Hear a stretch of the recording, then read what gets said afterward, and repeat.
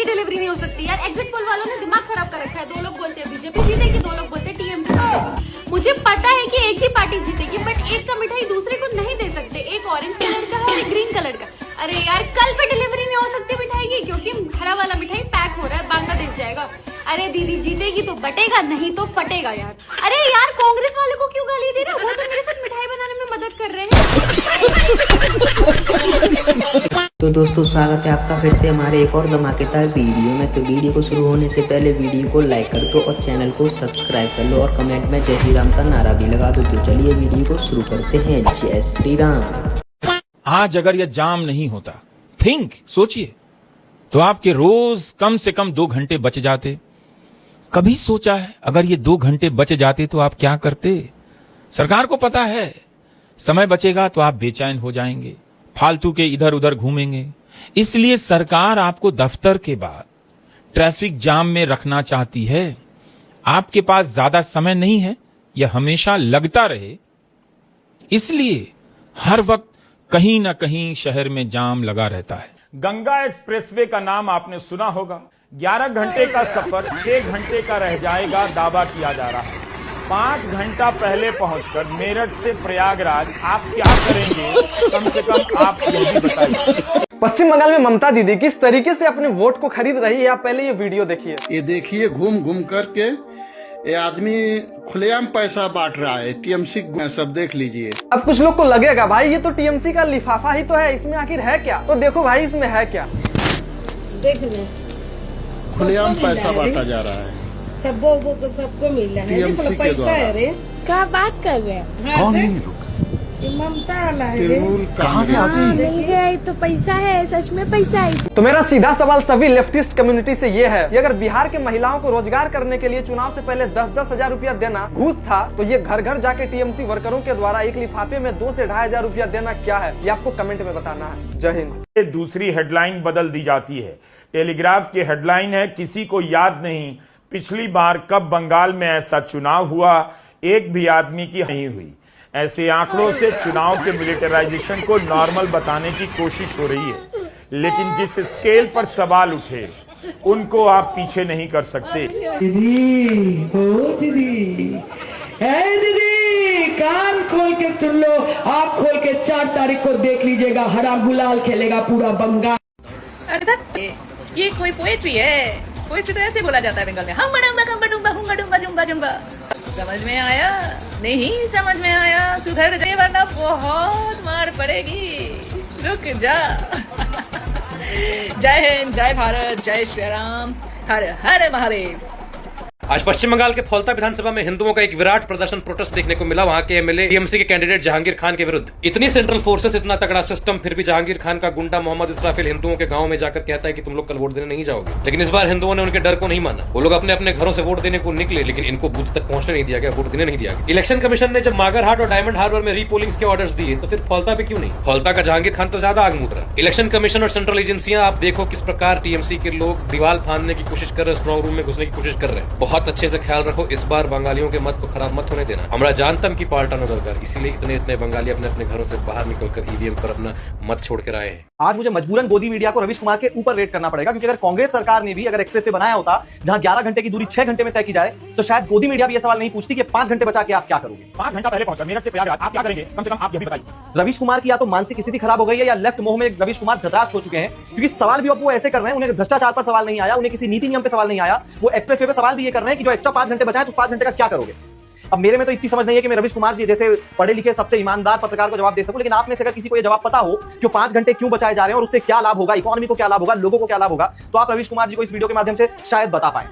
हमारे देश में चमचे पत्रकार बहुत हैं जो कांग्रेस पार्टी के जूते के तलवे चाटते थे दिन भर, ब्रेकफास्ट, लंच और डिनर। ये कांग्रेस पार्टी के जूते के तलवे चाटते थे। ये चाटुकार पत्रकार, ये रविश पत्रकार जो अचानक कह रहे हैं हम बड़े एंटी एस्टेब्लिशमेंट है, ये बिके हुए कोंगी जूते के तलवे चाटने वाले रविश पत्रकार, इनके बारे में कुछ बोलेंगे? कलमाड़ी जब स्कैम कर रहा था, ये सारे जूते के तलवे चाट रहे थे।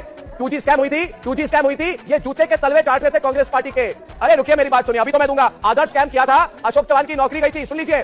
तब ये रविश पत्रकार, ये रविश यानी कि गार्बेज, यानी कि बेकार, यानी कि चमचे पत्रकार, ये जूते के तलवे सुबह शाम उठकर हाजमोला की टैबलेट की तरह दिन में 6 बार, जैसे कोई हाजमोला का टैबलेट लेता है, ये 10 बार दिन में जूते के तलवे चाटते थे कांग्रेस पार्टी के। जिस पूतना की ना वीडियो आने से पहले इमरजेंसी अलर्ट आना चाहिए ना, उससे इमरजेंसी अलर्ट से दिक्कत हो रही है। मैं पूछ रही हूँ कि ये इन लोगों ने टेस्ट क्यों किया है? सही बात है। इमरजेंसी टेस्टिंग की जरूरत क्या है यार? जब पाकिस्तान हम पे अटैक करे ना, उसी दिन हमें एटम बम बनाना शुरू करना चाहिए। पहले से किसी तैयारी की जरूरत नहीं। मतलब आप मुझे कह रहे हो कि जिस सरकार ने पुलवामा के बाद कुछ नहीं सोचा? नहीं, सोचा भी था और पाकिस्तान को भी था, लेकिन जो तुम्हारे यहाँ के पप्पा है ना, तुम्हें बोलने की सोचने की इजाजत नहीं देते, वो तो अभी भी सबूत मांगते रह जाते हैं। इन्हें आज इस वक्त भरी दोपहरी में ये टेस्ट अलर्ट सिस्टम चेक करना था। भरी दोपहरी में क्यों किया? अरे पूतना सब तेरी तरह निशाचर नहीं है, दिन दोपहरी में सबको कम समझते हो, इसलिए दिन में किया। मुझे पता है तुम लोग रात को ज्यादा एक्टिव होते हैं, लेकिन पूरी दुनिया तेरी तरह नहीं है। मतलब आप सोचो, आज जब हमारे बॉर्डर पे टेंशन है। क्या बॉर्डर में टेंशन है? कौन से बॉर्डर में टेंशन है भैया? वो सलमान की पिक्चर देख लिया या वरुण धवन वाली देख ली? आज जब हमारे देश में पेट्रोल 120 रुपए लीटर हो चुका है। नहीं, 120 का पेट्रोल तो भारत में अभी भी कहीं नहीं है। सबसे महंगा पेट्रोल तेलंगाना में है, जहाँ कांग्रेस की सरकार है, जिसके बारे में तेरे बोलने में दम नहीं होगा। हम तैयार रहे ना रहे, जब ये देश तैयार रहे ना। ऐसो को देख के ही बोलते कि देश चुनौतियों से नहीं, ऐसे समझ गए तो कमेंट सेक्शन में लिख के जाना। एग्री करते हो तो फॉलो और शेयर कर देना। मोदी सरकार इस देश का जितना नुकसान कर रही है उसका कोई हिसाब नहीं है। वो तो हमारे देश में रवीश कुमार जैसे ईमानदार पत्रकार हैं कि ये देश अभी भी बचा हुआ है। ये देखिए, गंगा एक्सप्रेसवे का नाम आपने सुना होगा। अदानी समूह ने इसे तैयार किया है। हाल ही में प्रधानमंत्री मोदी ने उद्घाटन किया। 11 घंटे का सफर 6 घंटे का रह जाएगा, दावा किया जा रहा है। 5 घंटा पहले पहुंचकर मेरठ से प्रयागराज आप क्या करेंगे, कम से कम आप यह भी बताइए। एग्जैक्टली क्या करेंगे आप 5 घंटा पहले पहुंच के? क्या काम है आपको? यार एक समय हुआ करता था जब एक आधा दिन बस में बैठे बैठे लोगों से दोस्ती रिश्तेदारी हो जाती थी। अब 6 घंटे में कौन सी रिश्तेदारी बनाऊं मैं? मोदी जी ने हमारा बॉन्डिंग टाइम ही खत्म कर दिया। यार 11 घंटे का सफर मतलब पूरा का पूरा दिन गया। घर जाके आराम से फाड़ के सोऊंगा, लेकिन अब 5 घंटे बच जाएंगे। मेरे पिताजी मुझे फिर से काम पे लगा देंगे। क्या इसकी रिस्पॉन्सिबिलिटी मोदी जी लेंगे? यार पता है प्रॉब्लम क्या है? मोदी जी के पास ना रवीश कुमार जैसा विजन ही नहीं है। रवीश जी ये समझते हैं कि it is not about the destination, it is about the journey, और इसीलिए जर्नी ज्यादा से ज्यादा लंबी होनी चाहिए। ध्रुव राठी जी कहते हैं कि हाईवे बना के क्या फायदा, सबके पास गाड़ी नहीं है। तेजस्वी लोग हैं हमारे पास। कन्हैया कुमार जी कहते हैं कि रोड बनाया जाता है पानी चुराने के लिए। लॉर्ड रवीश कुमार जी कह रहे हैं कि गंगा एक्सप्रेसवे आपने बना दिया, अब मेरठ से प्रयागराज 5 घंटे पहले पहुंच के क्या करेंगे? ध्रुव राठी ने मेरी आंखें खोल दी है। मैं पहले एक अंध भक्त था। देखिए होता क्या है कि आप लोग समझ नहीं पाते कि ध्रुव भैया क्या कहना चाहते हैं। मैं समझ गया हूं। रिसेंटली ध्रुव भैया ने एक पोस्ट किया कि जिन लोगों को भी लगता है कि ग्रेट निकोबार प्रोजेक्ट इंडिया का स्टेट ऑफ हॉर्मोज है, वो सब क्लाउन है। एक्चुअली में ध्रुव भैया ये कहने का प्रयास कर रहे थे कि सारी उम्र में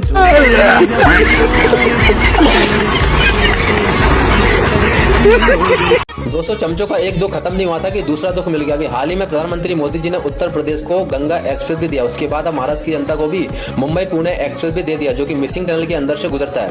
ये टनल लगभग 9 किलोमीटर लंबी है और दुनिया की सबसे चौड़ी टनल है।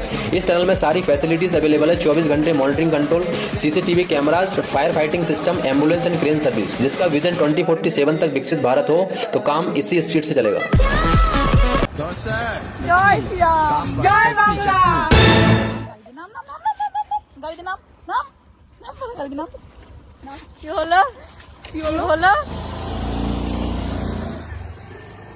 ও গাড়িটা তো ওর ছিল, জয় বাংলা বলেছি তাই, ও তো জয় শ্রীরাম। असम में चुनाव हो चुका है। असम की जनता हेमंत बिस्व शर्मा से सवाल पूछ रही है, साहब पहले आप शपथ लेंगे या पवन खेड़ा? मुझे तो यार बड़ा हंसी आ रही है यार। पवन खेड़ा बेचारा कहीं का नहीं रहा। राहुल गांधी की संगति बड़ा खराब है भैया। मैं आपको सही बता रहा हूँ, रेलम पिलाई तो ऐसे ही होनी चाहिए। अगर आप किसी के ऊपर उंगली उठा रहे हो तो उसे झेलने की क्षमता रखो। अरे तुम एक मामूली सांसद, राहुल गांधी कौन है? एक मामूली सांसद है वो। उनकी कोई हैसियत भारत में नहीं रह गई। उनको पप्पू के नाम से लोग जानते हैं यार। राजनीतिक नाम उनका पप्पू है। अब तुम राहुल गांधी की निगाह में नंबर बढ़ाने के लिए हेमंत बिस्व शर्मा जैसे कट्टर हिंदू से भिड़ गए आप। उसको मौका चाहिए तो उसने रेलम पिलाई मचा दी तुम्हारी। अब वो फिर दोबारा मुख्यमंत्री दोबारा बन गया मुख्यमंत्री। अब सोचो तुम्हारा क्या हाल करेगा वो। देखो भैया, राजनीति जब करो तो बहाव में इतने मत बह जाओ कि कोई तुम्हारी रेलम पिलाई पेलम पिलाई कर दे संभाल के। असम के लोग यार और पूरा भारत इस बात से इतना ज्यादा मतलब कॉमेडी फील कर रहा है कि यार अब क्या होगा पवन खेड़ा तुम्हारा। बोलते बोलते तो बोल गए, अब तुम दिखाई नहीं पड़ रहे। तुम हो कहाँ यार? मेरे कौन से देश प्रदेश, कौन से घर में छुप के बैठे हो? कहीं हाई कोर्ट भाग रहे हो, कहीं सुप्रीम कोर्ट भाग रहे हो। अरे भैया वो असम के मुख्यमंत्री हैं। तुम एक साधारण से कांग्रेस के प्रवक्ता हो जिस कांग्रेस की कोई औकात नहीं रह गई है। और राहुल गांधी केवल एक सांसद है भाई, मुख्यमंत्री से मत लड़ो। रवीश जी मैं कह रहा हूँ बैग पैक कर लिया है मैंने। आओ अपन वॉक करके चलेंगे। अपन टाइम से पहले पहुंचना ही नहीं है अपन को। अपन वॉक करते करते चलेंगे। पानी की बोतल भी ले ली है मैंने, ये वाली मेरी है, ये आपके लिए। खाने का जुगाड़ आप कर लेना, खाना नहीं लेके आ पाऊंगा मैं। ठीक है, आ जाओ मैं भी पहुंच रहा हूँ। आ जाओ। बंगाल चुनाव भारत के इतिहास का सबसे इंटरेस्टिंग चुनाव बन चुका है। आज अभी दोबारा रिपोलिंग हुई थी 15 बूथों पर। फिर से चुनाव आयोग ने ऐलान किया है कि 21 मई को हालता विधानसभा सीट पर दोबारा वोटिंग होगी। 285 मतदान केंद्र हैं और 285 के 85 पर सभी पर फिर से वोटिंग होगी 21 मई को। और जो 4 मई को अब नतीजे आने वाले थे बंगाल चुनाव के, वो सभी सीटों के नहीं आएंगे, बाकी बची 293 सीटों के आएंगे, क्योंकि बंगाल में 294 सीट है और एक बची फालता सीट पर फिर से मतदान होगा। अभी मतदान क्यों हो रहा है? क्योंकि यहाँ पर टीएमसी के कैंडिडेट है जहांगीर, जो अभी सुर्खियों में भी रहे थे, वहां आरोप लगा कि ईवीएम पर टेप लगाए गए, इंक लगाई गई, कई जगहों पर झड़प हुई, वोटर्स को रोकने की कोशिश हुई और इसको चुनाव आयोग ने सही पाया और फिर चुनाव आयोग ने दोबारा रिपोलिंग की डेट अनाउंस कर दी है। यही नहीं, टीएमसी के लिए एक और बड़ा झटके वाला दिन आज साबित हुआ है। सुप्रीम कोर्ट ने एक याचिका खारिज कर दी टीएमसी की, क्योंकि टीएमसी ने कलकत्ता हाईकोर्ट के एक आदेश को सुप्रीम कोर्ट में चुनौती दी थी, जिसमें यह कहा गया था कि जो मतगणना बूथ है, जो टेबल है जहां 4 मई को वोटिंग की गिनती होगी, वहां पर केंद्र के जो कर्मचारी तैनात किए हैं वो ना तैनात किए जाए। सुप्रीम कोर्ट ने कहा यह ऐसा नहीं हो सकता है। टीएमसी के लिए एक बड़ा झटका है, साथ ही फालता सीट पर भी बड़ा झटका है, क्योंकि अब 21 मई को सिर्फ हालता विधानसभा में चुनाव होगा, जिसमें सीएपीएफ और जितनी भी आर्म्ड फोर्सेज है वो अपनी पूरी ताकत झोंक देंगी। फिलहाल की अपडेट इतनी है, लेकिन आगे क्या इंटरेस्टिंग होगा ये आने वाला वक्त बताएगा, क्योंकि पल पल बंगाल चुनाव को लेकर अपडेट आते जा रहे हैं। ये जो विमेन है, ये आज रीपोलिंग में जो वेस्ट बंगाल में साउथ 24 परगनास में 15 बूथ पर हुई है, वहां पे ये वोट डाल के आई है आज। अब इनकी बात सुनिए, ये कह रही है, बंगाली में ज्यादा बोल रही है कि मैंने वोट टीएमसी को दिया है, बट टीएमसी के इस पॉलिटिशियन को आप अरेस्ट कर लीजिए, ईशा फिर करके किसी को, और अरेस्ट इसलिए कर लीजिए क्योंकि ये विमेन्स को डराते हैं, धमकाते हैं, और वेस्ट बंगाल में विमेन सेफ्टी नहीं है, साउथ 24 परगनास में विमेन सेफ्टी नहीं है, हमें विमेन सेफ्टी चाहिए। या तो ये बहुत स्मार्ट है, इन्होंने वोट बीजेपी को दिया अंदर जाकर और बाहर टीएमसी बोल दिया, और अगर इन्होंने वोट टीएमसी को दिया है तो फिर सोचने वाली बात यह है कि जो 15 साल में नहीं हो पाया क्या वो अगले 5 साल में हो जाएगा। और सबसे बड़ी बात, आपको इंटरव्यू तो देना नहीं चाहिए, आप एक वेल विशर होकर बोल रहा हूं, क्योंकि ये इंटरव्यू बाहर आएगा, वो आपको बाद में और परेशान करेंगे। That is the point. The thing is very simple. 2-3 सवाल है कि इस लेवल पे वहां पे डेमोक्रेसी आके खड़ी हुई है कि दूसरी बार में भी वोट सही से लोग नहीं डाल पा रहे। दूसरा सवाल ये है कि ये जो डेमोक्रेसी के झंडे लहरा के फिरते रहते हैं सबसे बड़े सारे पूरे देश में लोग, उनके अकाउंट आज खाली पड़े, इन बातों को बता नहीं रहे, ठीक है। और तीसरी बात ये है कि जब ये आज वहां पर सेकंड मेजॉरिटी की पॉपुलेशन 33-34% है according to the 2011 census in south 24 Parganas, ये आगे जाके जब बढ़ेगी तब वहां क्या होगा, और किसी और एरिया में बढ़ेगी तब वहां क्या होगा लॉ एंड ऑर्डर का। बस एक दिन बाद आने वाला है वेस्ट बंगाल चुनाव का नतीजा, और भाई साहब अगर तो बीजेपी ने ये जीत लिया, जैसा कि एग्जिट पोल्स और बहुत सारे जगहों पे पता चल रहा है कि समीकरण बन रहे हैं, तो भाई इतना जान लो कि कुछ लोगों के मुंह से निवाले अंदर नहीं जाएंगे, सांसें नहीं आएंगी, फटी में घूमेंगे भाई साहब। ये मैं यूपी वालों की भी बात कर रहा हूं, मैं बिहार वालों की भी बात कर रहा हूं, कांग्रेस वालों की भी बात कर रहा हूं, और जितने लोग अभी विपक्ष में है ना, कसम से बता रहा हूं भाई, जीना हराम हो जाएगा इन लोग का अगर बीजेपी जीत गई वेस्ट बंगाल में। कसम से बता रहा हूं, बस वेट करो और भाई मनाओ भगवान से, भाई बीजेपी को जिताओ, टीएमसी को हराओ। एक्सपोज हो चुके हैं लोग, इनको इससे ज्यादा नंगा करने की आवश्यकता नहीं है। इनको और एक्सपोज करें तो कहां ये मोदी खाने लायक बचेंगे। तो दोस्तों, अगर आप भी एक सच्चे सनातनी हो तो वीडियो को लाइक जरूर करना, और ऐसे ही धर्म से जुड़ी सच्ची बातें सुनने के लिए चैनल को सब्सक्राइब जरूर करना। मिलते हैं अगली वीडियो में, तब तक के लिए जय श्री राम।